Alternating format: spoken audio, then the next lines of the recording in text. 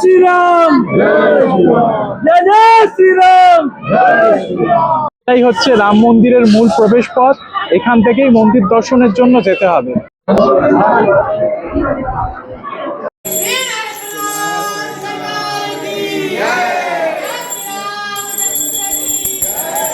অযোধ্যার প্রতিটা মন্দিরই কিন্তু শুধুমাত্র মন্দির নয়, প্রতিটা মন্দিরের সঙ্গেই জড়িয়ে রয়েছে নানান ধরনের পৌরাণিক কাহিনী আর ধর্মীয় বিশ্বাস। মন্দির এতক্ষণ বন্ধ ছিল কারণ ভগবানকে ভোগ নিবেদন করা হয়েছিল। এই মন্দিরে যা দেখছি, বাচ্চা বা বয়স্কদের নিয়ে আসা খুবই মুশকিল এই ভিড়ের সময়। সন্ধেবেলা রামপিটারি এই ঘাটে বসে এই জলাশয়ে একটু পা ডুবিয়ে ভগবান রামের গান কীর্তন শোনা, সত্যি মানে এই একটা অদ্ভুত অনুভূতি। আপনারা যদি এখানে না আসেন তাহলে এটা বুঝতে পারবেন না।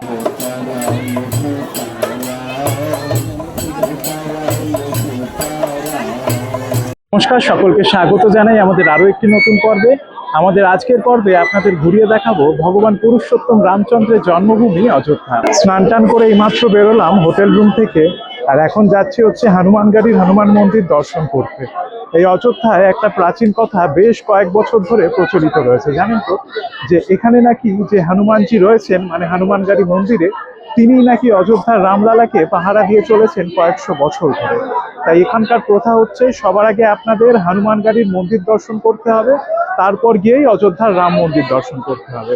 আমিও সেই প্যাটার্নই ফলো করছি। এখন গিয়ে আমি হনুমান মন্দির দর্শন করব, তারপরে যাব রাম মন্দির দর্শন করতে। আজকে এই হনুমানগাড়ির মন্দিরের ভিড়টা আপনারা দেখুন, লাইনের আর শেষ আমি দেখতে পাচ্ছি না। মোটামুটি 1 কিলোমিটার লম্বা লাইন রয়েছে আর কি। ওই দূরে হচ্ছে হনুমানগাড়ি মন্দির, আর লাইন আপনারা দেখুন, এই যে বিশাল ভিড় চারিদিকে। এই হনুমানগাড়ি মন্দিরের যা লাইন দেখছি আমি, এখানে এখন মন্দির দর্শন করতে গেলে মোটামুটি খুব কম করে হলেও 1-1.5 ঘন্টা লাগবে। তাই এখন ঠিক করেছি আগে দশরথ মহল আর কনক ভবনটা ঘুরে আসি, তারপর এসে এখানে লাইন দিয়ে হনুমান মন্দির দর্শন করে রাম মন্দির দর্শন করতে চলে যাব। হনুমানগাড়ি থেকে একেবারে ডান দিকে যে রাস্তাটা ঘুরে গেছে, সেই রাস্তা ধরে মিনিট 4-5 হাঁটলেই আপনারা পৌঁছে যাবেন দশরথ মহল। এইটাই হচ্ছে দশরথ মহলের প্রবেশ পথ। গেটটা একবার দেখুন, দুর্দান্ত লাগছে, মানে অপূর্ব সুন্দর আর কি। এই কারুকার্যগুলো যদি আপনারা লক্ষ্য করেন, অসাধারণ চারিদিকটা। এই দশরথ মহলেও কিন্তু খুবই ভিড়, আর এই মহলের প্রবেশ পথে এরকম দরজা দেখতে পাচ্ছি, বিশাল বড় বড় কাঠের দরজা। এই যে এইদিকে একটা আর এইদিকে একটা। এর পরিবেশটা সত্যি এত সুন্দর, এখানে প্রবেশ করেই আপনারা চলে যাবেন একেবারে সেই শ্রী রামচন্দ্রের যুগে। এটাই হচ্ছে দশরথ মহলের অন্দরমহল, এই যে মূল গেট এটা। অযোধ্যার এক বিশাল বড় রাজপরিবারে জন্মগ্রহণ করেন ভগবান রামচন্দ্র। তার বাবা দশরথ ছিলেন এই এলাকার অত্যন্ত প্রভাবশালী একজন রাজা। রাজপুত্র হিসেবে তার জীবনযাপন শুরু হলেও পরবর্তীকালে কিন্তু তাকে চলে যেতে হয়েছিল সোজা বনবাসে। আর তার ভাই লক্ষ্মণ দাদাকে এতটাই ভালোবাসতে যে সেই বনবাসেও কিন্তু তার সঙ্গ ছাড়েননি। দাদার সঙ্গে তিনিও পাড়ি দিয়েছিলেন বনবাসে। সেই সব রামায়ণের যাবতীয় কথা তো আমরা সকলেই জানি। সত্যি ভগবান রামচন্দ্রের মতো পুত্র কে না চায়, তার মতো স্বামী কে না চায়, তার মতো আদর্শবান পুরুষ চরিত্র ভারতীয় ইতিহাস এবং পুরাণ সব ক্ষেত্রেই কিন্তু একেবারে বিরল।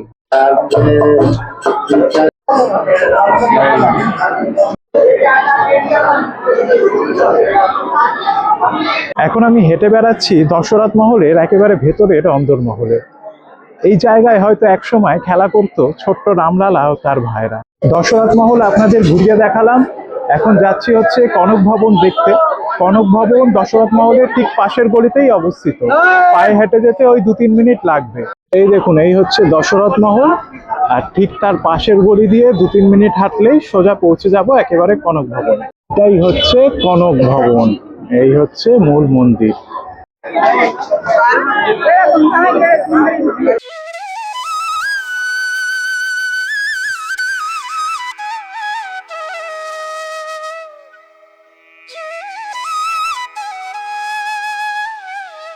मेरा नाम सुभाष दास, अयोध्या के तपस्वी छवि रहते हैं। हम MA LLB सब भी किए हुए हैं, और राम मंदिर पर शॉर्ट में ही बोलना चाहते हैं कि दशरथ जी त्रेता काल में जब कैकेयी से शादी किए तो विश्वकर्मा को बुला करके कनक भवन, सोना का भवन, हीरा मोती से जड़ा हुआ बनवाया, और फिर समय के अंतराल में उनका पुत्र इसको ठीक ठाक किया। फिर विक्रमादित्य ठीक किया। फिर जब मुसलमानों का आक्रमण हुआ तोड़ फाड़ के ले गया। और यह जो मंदिर है 1948 में बनाया गया है, ओछा के राजकुमार बनाए हैं। इसका संक्षिप्त नहीं है। ভগবান পুরুষোত্তম রামচন্দ্র যখন বিয়ের পর প্রথমবার তার স্ত্রী সীতাকে নিয়ে অযোধ্যায় এসেছিলেন, তখন রামচন্দ্রের মা মাতা কইকেয়ী এই নববিবাহিত দম্পতিকে এই কনক ভবন উপহার হিসেবে দিয়েছিলেন। এই কনক ভবন ছিল ভগবান রামচন্দ্র ও মাতা সীতা দেবীর বাসভবন। এটি কিন্তু তখন কোনো মন্দির ছিল না। পরবর্তীকালে এই ভবনে ব্যাপকভাবে যে যে রাজা এসছে তারা কিন্তু আক্রমণ করেছিলেন। এটি বেশ কয়েক বছর একেবারে ধ্বংসপ্রাপ্ত অবস্থায় ছিল। একদম শেষের দিকে এটিকে আবার সংস্কার করে মন্দির রূপে গড়ে তোলা হয়। এখন যে মন্দির আপনারা দেখছেন এটা কিন্তু আধুনিকভাবে গড়ে তোলা মন্দির। তৎকালীন সময়ের কনক ভবন আজ কিন্তু একেবারে ধ্বংসপ্রাপ্ত। ভগবানের মন্দির এতক্ষণ বন্ধ ছিল কারণ ভগবানকে ভোগ নিবেদন করা হয়েছিল। এখন আবার মন্দির খুলবে, আমি তাই লাইনে দাঁড়িয়ে পড়েছি দর্শনের জন্য।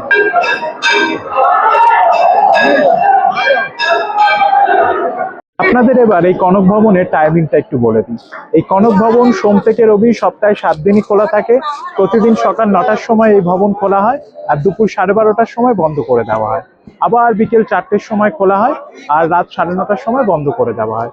এইবার অযোধ্যায় এসে কিন্তু প্রচুর ভিড় দেখতে পাচ্ছি। মানে আগের বারও গরমকালে এসেছিলাম তখন কিন্তু এত ভিড় ছিল না। এইবার গরমকালেও প্রচুর ভিড় হয়েছে। কনক ভবন আপনাদের দেখালাম, এখন কনক ভবন দেখে যাচ্ছি হচ্ছে হনুমানগাড়ির দিকে, হনুমানগাড়ির মন্দির দর্শন করতে। হনুমানগাড়ি মন্দির দর্শন করার লাইনে দাঁড়িয়ে পড়েছি। এখন বাজে হচ্ছে দুপুর 2টো। এখন একটু লাইনটা কম রয়েছে। সকাল 8টা সাড়ে 8টার দিকে প্রচন্ড ভিড় ছিল, এখন ভিড় অনেকটাই কম রয়েছে। এই দেখুন এখানে হনুমানজি ঘুরে বেড়াচ্ছেন গদা নিয়ে। এই দেখুন ওই দূরে হচ্ছে মন্দির, আমি এইখান দিয়ে লাইন দিয়েছি আর কি। এই যে প্রচুর লোক লাইনে দাঁড়িয়ে রয়েছে। আপনারাও যদি এই হনুমানগাড়ির মন্দির দর্শন করতে আসেন, আমি বলবো একটু দুপুরের দিক করে আসুন, তাহলে মন্দিরও ফাঁকা পাবেন আর ভালো করে পুজোও দিতে পারবেন।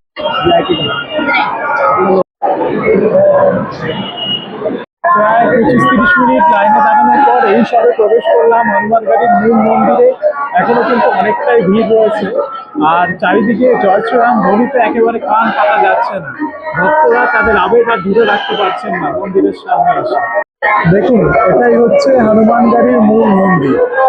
ওই যে দূরে দুজন দেখতে পাচ্ছেন দাঁড়িয়ে আছে, ওটাই হচ্ছে মন্দির। এই মন্দিরে যা দেখছি বাচ্চা বা বয়স্কদের নিয়ে আসা খুবই মুশকিল এই ভিড়ের সময়। সেই ক্ষেত্রে আপনারা একটা কাজ করতে পারেন, মন্দিরের বাইরে এই মন্দিরের লোকজন ঘুরে বেড়াচ্ছেন, ওনারা বলছেন যে স্পেশাল দর্শন করিয়ে দিতে পারবেন, তার জন্য 100 টাকা 200 টাকা পার পার্সন চাইছেন। আপনারা 100 টাকা প্রতিজন মিলে যদি দেন তাহলে ওনারা আপনাদের স্পেশাল দর্শনের ব্যবস্থা করিয়ে দিতে পারেন। সেই ক্ষেত্রে ভিড় আপনাদের আর ফেলতে হবে না।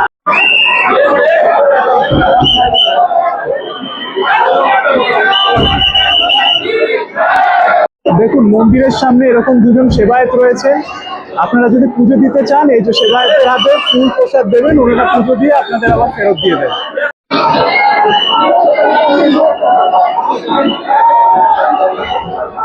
সবে দর্শন করে আসলাম হনুমানগাড়ির হনুমানজিকে, মানে ওই এক ঝলকের জন্য দর্শন করতে পেরেছি। এত ভিড়, এত ধাক্কা দেখি, পুলিশ রয়েছে, মন্দির কর্তৃপক্ষের লোক রয়েছে, তারা কাউকে 1 সেকেন্ডও দাঁড়াতে দিচ্ছেন না, এত ভিড়। আর আজকে এই ভিড় দেখে আমি আর মন্দির কর্তৃপক্ষের কোনো দোষও দেব না, যেটুকুনি দর্শন পেয়েছি সবই ভগবানের ইচ্ছে। হনুমানগড়ি মন্দিরের যাতায়াতের রাস্তায় প্রচুর দোকান রয়েছে, এখান থেকে আপনারা চাইলে কেনাকাটি করতে পারেন, নানান ধরনের জিনিসপত্র বিক্রি হচ্ছে। হনুমানগাড়ি থেকে পায়ে হেঁটে রাম মন্দির আসতে ওই মোটামুটি 5-6 মিনিট মতো সময় লাগবে। আপনারা চাইলে পায়ে হেঁটেও আসতে পারেন, অথবা হনুমানগাড়ির সামনে থেকেই টোটোর মতো গাড়ি চলছে, সেই গাড়ি করেও রাম মন্দির পৌঁছে যেতে পারেন। সেই ক্ষেত্রে ভাড়া পড়বে 10 টাকা। এটাই হচ্ছে রাম মন্দিরের মূল প্রবেশ পথ, এখান থেকেই মন্দির দর্শনের জন্য যেতে হবে। মূল মন্দির কিন্তু এই মেন রাস্তা থেকে অনেকটাই ভেতরে, প্রায় 1 কিলোমিটার ভেতরে রয়েছে মূল মন্দির। এই দেখুন এটাই হচ্ছে মন্দির দর্শন করতে যাওয়ার মূল রাস্তা। পুরো রাস্তা জুড়ে কিন্তু এরকম শেড করে দেওয়া হয়েছে আর এই গেট থেকেই ভেতরে ঢুকতে হবে আমাদের। মন্দিরের যে মূল প্রবেশ পথ আপনাদের দেখালাম, ওই প্রবেশ পথ দিয়ে এন্ট্রি করেই এইরকম ব্যারিকেড করা রাস্তা রয়েছে। এই রাস্তা থেকেই আমাদের আস্তে আস্তে হেঁটে সামনের দিকে এগিয়ে যেতে হবে, প্রায় 400-500 মিটার কিন্তু হাঁটতে হবে আমাদের। সত্যি এক অন্যরকম অনুভূতি কাজ করছে যতই মন্দিরের সামনের দিকে আসছি। মন্দিরের সামনে তো আর ক্যামেরা অ্যালাউ করবে না, যতটা অ্যালাউ করে ততটাই আপনাদের দেখাবো। তবে রাম মন্দির কিন্তু ফাঁকাই রয়েছে, এখানে অতটা ভিড় আমি দেখতে পাচ্ছি না। হনুমান গাড়িতে যা ভিড় দেখেছিলাম আর বাদ বাকি জায়গায় যা ভিড় ছিল, রাম মন্দিরে অতটা ভিড় নেই, কারণ জায়গাটা অনেক বড়, তাই এরা খুব ভালোভাবে ম্যানেজমেন্ট করতে পারে আর কি। দেখুন, বয়স্ক মানুষদের জন্য এরকম হুইল চেয়ারের ফেসিলিটি রয়েছে। আপনারা চাইলে মন্দিরের সামনে যে গেট রয়েছে ওখানে কথা বলতে পারেন, ওখানে আপনাদের ফর্ম ফিল আপ করে প্রুফ দিয়ে যারা সিনিয়র সিটিজেন ওনারা পাবেন, আর যাদের শারীরিক অসুস্থতা রয়েছে তিনারা পাবেন আর কি। এই দেখুন, এই রাস্তা দিয়ে আমরা হেঁটে বেরোলাম।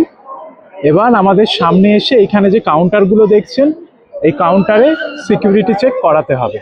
ওই আপনার সাথে ব্যাগ জিনিসপত্র যা থাকবে সেই সব চেক করা হবে আর কি। এই হচ্ছে কাউন্টার, এখানে অনেকগুলো কাউন্টার রয়েছে, অসুবিধা হবে না। সিকিউরিটি চেক হয়ে গেল। সিকিউরিটি চেক কিছুই না, আপনার সাথে যদি ব্যাগ থাকে ওটাই চেক করা হবে, ওটাই মেশিনে দিয়ে দেবেন, ওনারা চেক করে আবার এই দিক দিয়ে দেবে, আপনি রিসিভ করে নেবেন, ব্যাস, আর কোনো কাজ নেই। এবার এগিয়ে হচ্ছে মন্দিরের সামনের দিকে। মন্দিরে প্রবেশ করে আপনার প্রথম কাজ হবে আপনার জুতো আর ব্যাগ এখানকার কাউন্টারে জমা দেওয়া। এখানে প্রচুর কাউন্টার রয়েছে, প্রায় 30-40টার কাছাকাছি কাউন্টার রয়েছে। আপনার যে কোনো কাউন্টারে আপনারা জমা করে দিন, আবার যখন মন্দির থেকে বেরোবেন ওই কাউন্টার থেকে ওটা কালেক্ট করে নেবেন। অযোধ্যায় ভগবান রামচন্দ্রকে 5 বছরের বালক হিসেবে পুজো করা হয়, কারণ এখানেই কেটেছে ভগবান রামচন্দ্রের বাল্যকাল। দীর্ঘ 500 বছর ধরে লড়াই করেছিলেন প্রভু রামচন্দ্রের পরম ভক্তরা। অনেকজন তো মারাও গিয়েছিলেন এই লড়াই করতে করতে, কিন্তু তাও তারা আশা ছাড়েননি। অবশেষে দীর্ঘ লড়াইয়ের পর 2019 সালে ভারতীয় সুপ্রিম কোর্ট রায় দিয়েছিল রাম মন্দিরের পক্ষে, যে না, অযোধ্যার এই জায়গাতে রামলালার জন্মস্থান ছিল। তাই তো পরবর্তীকালে 2024 সালের 22শে জানুয়ারি এখানে এই রাম মন্দিরের উদ্বোধন করা হয়। এখন আমি লকার রুমে ফোন, ক্যামেরা, ব্যাগ সবকিছু জমা করে দেবো, গিয়ে দর্শন করে এসে আপনাদের সঙ্গে কথা হচ্ছে আর কি। এতটা পর্যন্তই এখানে ক্যামেরা অ্যালাউ করছে, এরপর আর ক্যামেরা অ্যালাউ করছেন না ওনারা। এই দেখুন, এরকম পরপর কাউন্টার করে দেওয়া হয়েছে। এইখানে লাইন দিয়ে আপনাকে এই যে এই কাউন্টারে জুতো, ফোন, ক্যামেরা সবকিছু জমা করতে হবে।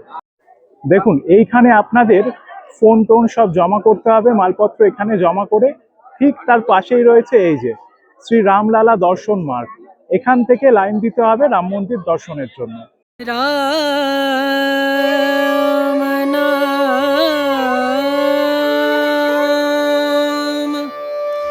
ভজলে রাম নাম সুখধাম, ভজলে রাম নাম সুখধাম, ভজলে রাম নাম সুখধাম। রাম মন্দির দর্শন করে এক্ষুনি বাইরে আসলাম, অভিজ্ঞতা এক কথায় দুর্দান্ত। মানে এত ভালোভাবে দর্শন হয়েছে, সত্যি ভাবার মতো না। আমি নিজেও এতটা ভালোভাবে দর্শন করতে পারবো আশা করিনি। আমি ভারতবর্ষের বেশ কয়েকটা মন্দিরে গিয়েছি, কিন্তু এত সুদক্ষ প্রশাসন আমি খুব কম মন্দিরেই দেখেছি। প্রচুর মানুষকে খুব কম সময়ে সুন্দর করে দর্শন করার ব্যবস্থা করে দিয়েছেন এখানকার কর্তৃপক্ষ। আর মন্দিরের ভেতরটা কিন্তু এখন প্রায় অনেকটাই কমপ্লিট হয়ে গেছে। মন্দির 70 থেকে 80% কমপ্লিট, মানে মূল যে মন্দির রয়েছে সেটা 100% কমপ্লিট। এইবার ওই মন্দিরকে কেন্দ্র করে একটা বিশাল বড় মন্দির করিডর এখানে তৈরি করা হচ্ছে। মহাদেবের মন্দির হচ্ছে, জটায়ুর মূর্তির হচ্ছে, আরো বেশ কিছু জিনিস কিন্তু হচ্ছে। তবে এখন যে ভিতরের অবস্থা দেখলাম, আগের থেকে অনেকটাই কাজ কমপ্লিট, আর খুবই সুন্দর করে সাজানো হচ্ছে। রাম মন্দিরের ভেতরের কারুকার্য মানে ভাষায় প্রকাশ করা যাবে না। ভারতীয় স্থাপত্য শিল্পের যে কারুকার্য, প্রত্যেকটা প্রদেশের প্রত্যেকটা অঞ্চলের যে বিশেষত্ব রয়েছে, সেই কারুকার্য কিন্তু আপনারা এই মন্দিরে দেখতে পাবেন। এবং মন্দিরের ঠিক নিচের দিকে ওনারা মূর্তি আকারে রামায়ণের বিভিন্ন ঘটনা বর্ণনা করেছেন, সেটাও খুবই সুন্দর। আর মন্দিরের লাইটিংটাও একবার দেখার ইচ্ছে রইলো, কারণ অনেকেই বলছেন যে বিকেলবেলা লাইটিং এ আরো সুন্দর লাগে রাম মন্দির। মন্দির দর্শন করার পর প্রত্যেক দর্শনার্থীকে এরকম 1 প্যাকেট করে প্রসাদ দেওয়া হচ্ছে। এর মধ্যে রয়েছে এক বিশেষ ধরনের নকুলদানা, যেটা বানানো হয়েছে এলাচের সাথে মিশিয়ে, মানে এলাচের গন্ধ খুবই আসছে এর মধ্যে থেকে, আর খেতে খুবই সুস্বাদু। মন্দির থেকে একদম বেরিয়ে এসে এরকম একটা বিশাল টিলা বানানো হয়েছে, এটা নাম দিয়েছেন ওনারা অঙ্গদা টিলা। আর টিলার এখানে এরকম একটা বিশাল বড় কাঠবিলারির মূর্তি রয়েছে। মন্দির থেকে বেরানোর পথেই আপনারা দেখতে পারবেন সীতা রসই। এইখানে দেখুন প্রচুর লোক লাইনে দাঁড়িয়ে রয়েছেন, এই সীতা রসই থেকে এরকম প্রসাদ দেওয়া হচ্ছে আর কি। এখানে আপনারা প্রসাদ খেতে পারেন, কোনো টাকা পয়সা লাগছে না, নিঃশুল্ক প্রসাদ।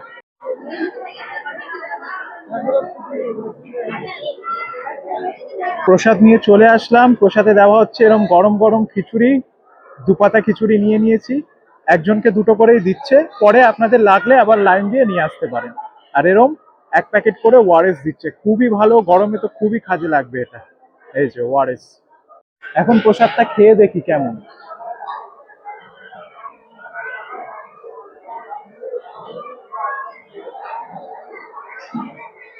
খুবই ভালো, অসাধারণ টেস্ট। রাম মন্দির দর্শন করে এখন আমি চলে এসেছি একেবারে মূল রাস্তায়। মন্দিরে বেরোনোর রাস্তা যেখানে শেষ হয়েছে ওখান থেকেই একটা টোটো ধরবো। টোটো ধরে চলে যাব সরায়ু ঘাট, রামকি প্যারি যে ঘাট রয়েছে সেখানে। ওখানে সন্ধ্যা আরতি হয়, দেখি গিয়ে সন্ধ্যা আরতিটা যদি আপনাদের একটু দেখাতে পারি। আর এখানে যে টোটোগুলো রয়েছে এগুলো কিন্তু আকারে অনেক বড় হয়, বেশ লম্বা, অনেকগুলো প্যাসেঞ্জার একবারে যাতায়াত করতে পারে। মন্দিরের সামনে থেকে গাড়ি পেয়ে গেছি, গাড়িতে উঠে পড়েছি। আর এখান থেকে রামকি প্যারি ঘাটের দূরত্ব ওই কম বেশি 1.5 কিলোমিটার। পায়ে যদি আপনারা হেঁটে যান ওই 25 থেকে 30 মিনিট লাগবে ম্যাক্সিমাম। আর এই টোটো গাড়ি করে গেলে 10 মিনিট মতো সময় লাগবে। এই একটা গাড়িতে কিন্তু 10 জনের বেশি লোক ধরে গেছে, আমি যা দেখছি। ওই টোটাল 10 জন ড্রাইভারকে নিয়ে।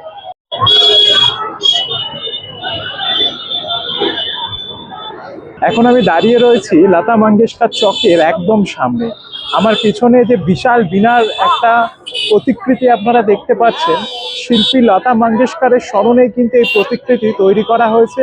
আর তার নামেই এই জায়গার নামকরণ করা হয়েছে লতা মঙ্গেশকর চক।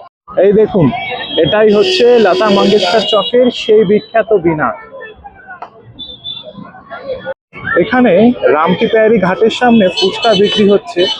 আর এখানে ফুচকায় কিন্তু অনেক রকমের জল থাকে, 2-3 রকমের জল রয়েছে। আর ফুচকাগুলো বেশ ছোট ছোট।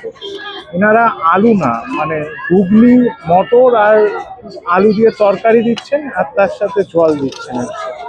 এই যে লতা মঙ্গেশকর চক দেখার পর এখন আমি চলে এসেছি রামকি প্যারি ঘাটে। এই রামকি প্যারি দেখে আপনাদের সবার প্রথমে মনে পড়বে আমাদের হরিদ্বারের হর কি পৌরি ঘাটের কথা। দুটো জায়গার মধ্যে অনেকটাই সিমিলারিটি রয়েছে। আর বিকেলটা আমি বলবো আপনারা এসে এই রামকি প্যারি ঘাটে কাটান। এর সৌন্দর্য মানে ভাষায় প্রকাশ করার মতো না।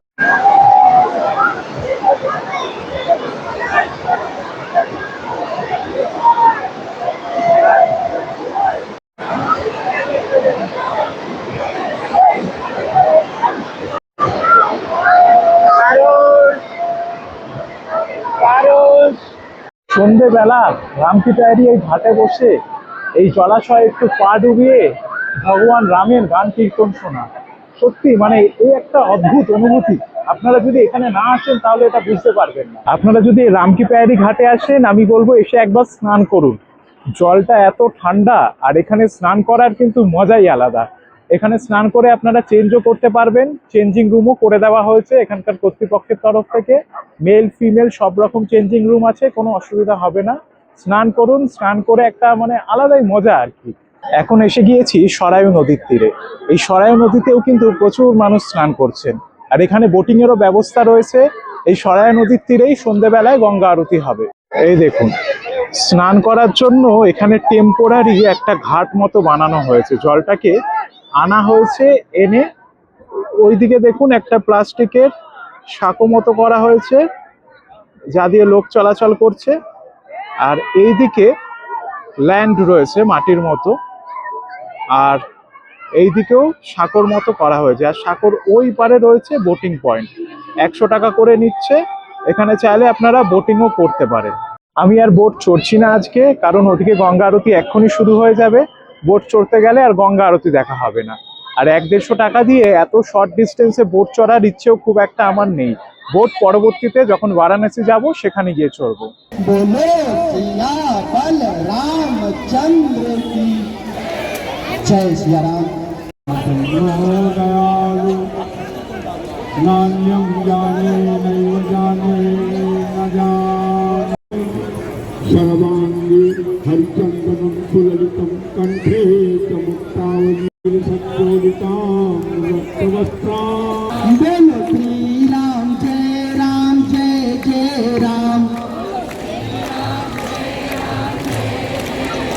हाँ, 2 अक्षर का प्यारा नाम।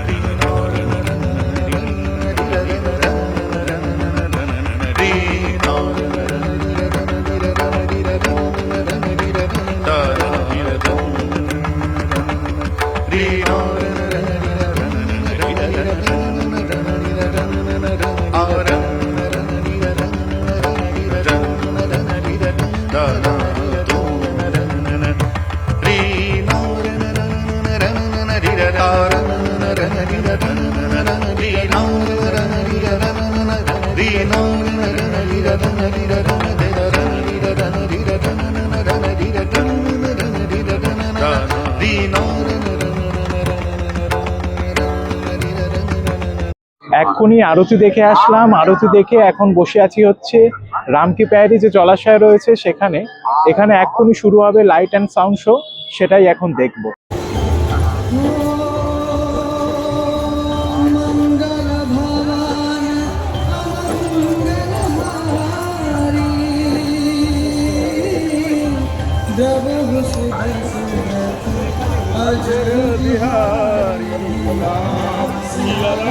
उनसे पूछो अयोध्यापुरी में सब ठीक है। भारत प्रजा पालन में तत्पर है। मेरी भावनाएं जीवित है। रघुनंदन, भारत आपकी चरण पादुकाओं को सामने रखकर सारा काम करते हैं।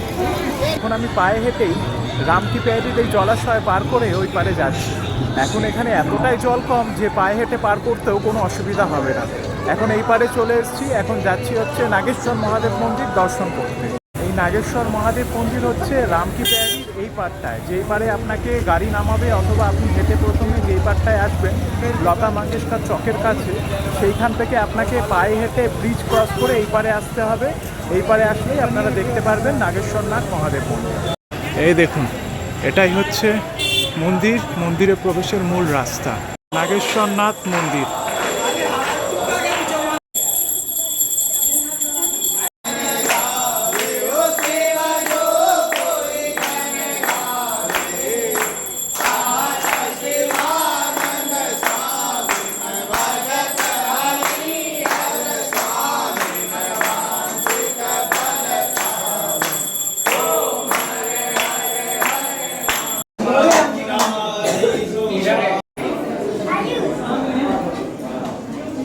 এখন রাত্রের খাবার খেতে বসেছি। রাত্রের খাবারে নিয়েছি হচ্ছে এরকম গরম গরম ছোলে বাটুরে, 1 প্লেট 50 টাকা।